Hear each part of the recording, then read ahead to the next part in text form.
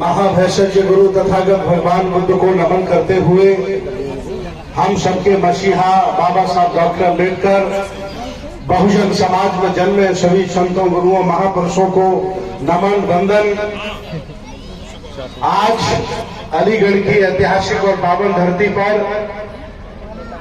अलीगढ़ के सभी भद्रजनों के विशेष प्रयासों से भंते कंचन बोधि जी का जो चैत्य बनाया गया, ये बुद्ध की 2500 वर्ष पुरानी परंपरा है, उसका निर्वहन किया है। इसके लिए राजा राम आनंद और उनकी टीम को मैं बहुत बहुत धन्यवाद साधुवाद देता हूं।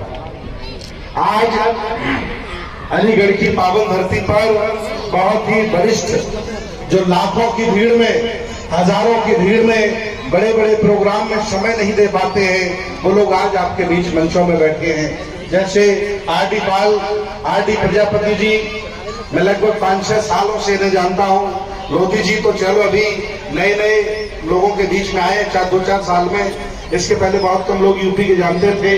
आदरणीय धर्म प्रकाश भारती जी, नकवी साहब, हरीश जी आदरणीय IAS अफसर हैं जो बड़े सीनियर ब्यूरोक्रेट हैं, और हमारे बीच में शिव प्रसाद यादव जी, मेरा जन्म इनके यहाँ हुआ है, हम तो एक ही जगह के रहने वाले हैं। खादिम अब्बास साहब, बाकी सभी हमारे रामलाल विधायक जी जो बहुत ही महत्वपूर्ण व्यक्ति हैं। देखिए इतनी ये रत्न है बहुजन आंदोलन के, लेकिन आज वो सभी मंच पर बैठे हैं, बहुत अच्छा लगा। बहुत सारी बातें सुनी, सभी लोगों ने अपने अपने मन की बातें कही। मैं भी 2 बातें इसमें जोड़ देता हूं इस बहुजन आंदोलन के लिए। पहली बात हमारी ये है कि जिन लोगों ने हमें जातियों में बांटकर देश भारत की सत्ता अपने हाथों में ले ली है, अब उनसे आप सत्ता ही नहीं, सामाजिक, धार्मिक, राजनीतिक, आर्थिक जो आंदोलन है, ये उपक्रम है, उनसे आप वापस कैसे लेना चाहते हो। जिन लोगों ने हमें जातियों में बांटा, अपमानजनक जातियों में बांटा, उन जातियों से हमने मोहब्बत कर ली, और इतनी ज्यादा मोहब्बत कर ली कि ये जान करके भी कि ये अपमानजनक शब्द हैं, फिर भी हम अपने जातियों के अपने नाम के पीछे लगाते हैं, उनको जोड़े रहते हैं। बाबा साहब ने संपूर्ण सब कुछ देने के बाद धम्म क्रांति की, और इसीलिए उन्होंने कहा कि जो जागरूक लोग थे, समझदार थे, उन्होंने ब्राह्मण धर्म को छोड़ दिया है। वो या तो मुसलमान हो गए, या तो ईसाई हो गए, या तो सिख हो गए। कुछ गधे बचे हैं जो अभी भी बौद्ध नहीं बनना चाह रहे हैं। वो चाहते थे कि जो जागरूक थे, जो ब्राह्मणवाद के चंगुल में फंसे हुए लोग हैं, जो समझ गए इनकी गैर बराबरी की नीति को, वो तो मुसलमान हो गए, सिख हो गए, जैन हो गए, सिख हो गए, और भी अलग अलग धर्मों में चले गए। लेकिन कुछ ऐसे लोग थे जो ईमानदारी से गुलामी स्वीकार करके बैठे थे, चाहे वो अछूत हो, चाहे वो सछूत हो, चाहे वो अनटचेबल हो, और चाहे वो शूद्र हो। बाबा साहब चाहते थे कि इनको अगर ये महसूस होगा सम्मान का भाव, तो ये बौद्ध बन जाएंगे। लेकिन आज कितनी सालें हो गई उनकी धम्म क्रांति के बाद, आज भी भारत में 5% लोग बौद्ध नहीं बन पाए। लेकिन मुझे खुशी इस बात की है कि वैचारिक बौद्धों की संख्या बहुत बड़ी है। भले ही लिखित में हम 2% बौद्ध ना हो, लेकिन भारत में आज लगभग 20% लोग वैचारिक बुद्धिस्ट हो गए हैं, जिन्होंने बामनों से अपना नाता तोड़ दिया। उन लोगों को इकट्ठा करने की जरूरत है और एक सही दिशा देने की जरूरत है। ये कार्यक्रम बहुत महत्वपूर्ण है। कार्यक्रम में जो मुद्दे उठाए गए, जिन पर चर्चा हुई, उसी से संबंधित मैं एक बात और करूंगा कि जिन्होंने हमें बांट करके लूट लिया, देश पर कब्जा कर लिया है, वो लोग पहले धर्म का सम्मान करते हैं, वो लोग पहले धर्म का सम्मान करते हैं, फिर बुद्धिजीवियों का सम्मान करते हैं, इसके बाद उनके प्रचारक आते हैं, इसके बाद कहीं आम आदमी आता है, नेताओं का चौथा नंबर वहां आता है। लेकिन हम बिना धर्म के, बिना व्यवस्था के, बिना संगठनात्मक ढांचा के उनसे कैसे लड़ पाएंगे, इस पर भी हमें विचार करना पड़ेगा। वो लोग व्यक्ति को महत्व नहीं देते, वो लोग संगठन को महत्व नहीं देते, वो लोग विचारधारा को महत्व देते हैं। और हम लोग संगठन भी नहीं समझ पाए, व्यक्ति को भी नहीं समझ पाए, विचारधारा कहां समझेंगे और उनसे डरने की बात करते हैं। ये हमें तय करना पड़ेगा कि व्यक्ति बड़ा नहीं होता, संगठन बड़ा नहीं होता, विचारधारा बड़ी होती है। अगर भंते सुमित रतन समाज में अच्छा काम ना करे तो उसे छोड़ दीजिए, कोई सम्मान देने की जरूरत नहीं है। ये नेताओं को भी कहना चाहिए आकर के मंच पर कि अगर हम समाज के लिए अच्छा काम ना करें तो मुझे वोट देने की जरूरत नहीं है। हम विचारधारा के लिए काम ना करें तो हमें सम्मान देने की जरूरत नहीं है।